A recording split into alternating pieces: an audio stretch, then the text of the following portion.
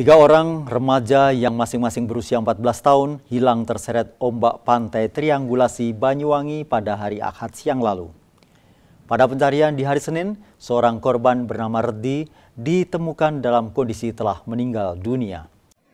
Peristiwa tragis yang merenggut tiga orang remaja ini berawal saat ketiganya tengah mencari kerang. Tiba-tiba datang ombak besar yang menyeret ketiga korban bernama Desta, Sultan, dan Redi. BPBD bersama relawan gabungan dari berbagai instansi dan potensi termasuk SAR MTA diterjunkan untuk menemukan korban. Dari penyisiran yang dilakukan, seorang korban bernama Redi, warga Gedung Sari, berhasil ditemukan pada Senin sekitar pukul 10 pagi. Jenazah korban langsung dibawa ke rumah duka untuk proses pemakaman.